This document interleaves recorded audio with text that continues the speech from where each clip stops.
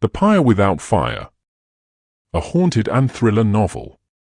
The villagers of Panchmura had long whispered about the cremation ground at the edge of the forest, Shankhadip, they called it. Isolated, smothered in mist, and older than any living soul could recall, it had served as the final resting place for generations. But buried within its age-old earth was a dark legend that refused to die, a pyre that burned without fire, glowing silently in the night, fueled not by wood or flame, but by something else. It began again on a moonless night. Ravi Mukherjee, a young man from Kolkata and a researcher of occult rituals, arrived in Panchmura chasing myths. He was tired of dusty manuscripts and folklore passed off as truth. When he heard from an old sadhu in Varanasi about a pyre that did not need fire to burn, curiosity became obsession. "Go to Panchmura," the sadhu rasped, "but only if you don't wish to return the same." Ravi rented a room in the only lodge of the village, a wooden building that groaned in the wind and smelled of mildew. The lodge owner, a wrinkled man named Jaitan, gave him a room and a warning. "Don't go to Shankhadip after sundown." No one does. "Why?" Ravi asked, notebook ready. "Because the fire there is not of this world," Jaitan whispered. "It feeds on sorrow. On souls."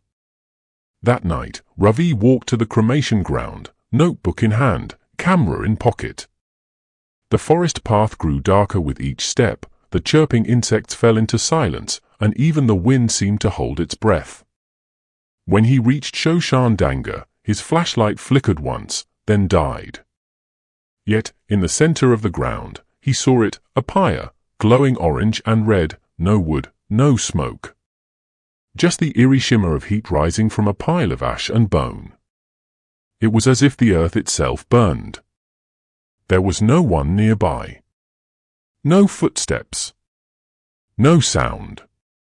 And then he heard weeping. Soft. Female. Coming from nowhere and everywhere. Ravi fled. The next morning, he revisited the spot. It was cold. No signs of fire, only blackened ground.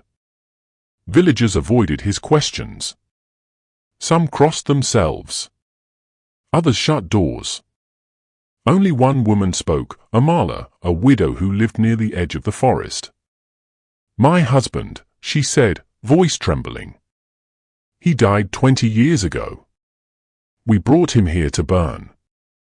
But when we arrived, the pyre was already lit. No one touched it. No one started it. And yet, it burned him. We watched." She leaned in. Since then, the ground asks for more. Ravi dug deeper. He visited the Panchmura archives, buried beneath the old temple. He found mentions of ancient rituals, pre-Hindu, possibly tribal, where bodies were offered to the silent flame in return for protection. But the scrolls stopped abruptly. The priest who helped him translate them turned pale and begged him to stop. The following night, Ravi returned again. This time, he brought a hidden camera, audio recorder, and a small drone. As he set them up, the weeping began earlier, low, guttural, as if in agony. Then, the pyre lit itself.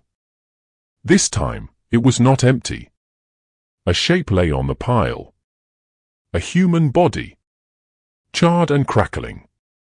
Ravi stared in horror. No one had entered. There was no smell of flesh. No scream. Just the sound of burning bones, without flame. Then he saw her. A woman in a red saree, standing just beyond the trees, her hair covering her face. Her form shimmered in the air, like a mirage. Slowly, she lifted her face. Her eyes were black holes. She pointed at Ravi. His drone fell. His recorder melted. His breath stopped, but only for a second. He ran, feeling her presence chase him, not footsteps, not sound, just pressure, like the air itself turned against him. Back in the village, he collapsed. Fever burned his body. His dreams were filled with smoke, ash, and the woman's voice whispering, "You brought no offering." Ravi tried to leave Panchmura. His car refused to start. The roads vanished into fog. His phone died permanently. The villagers avoided him. Jaitan no longer opened his door. Amala was gone. On the 7th night, Ravi returned, drawn like a moth to the cursed pyre. This time, he brought wood and incense, chanting protective mantras. But the ground rejected them. The fire lit itself once again, hungry. He begged, "I want to understand. I came to learn." A voice echoed from the mist, hundreds of voices merged into one. "Then burn with us." The last entry in Ravi's notebook read, "It feeds on memory, on sin. The pyre is not for the dead. It is for the forgotten." They found his notebook days later, half buried in ash. But no trace of Ravi was ever found.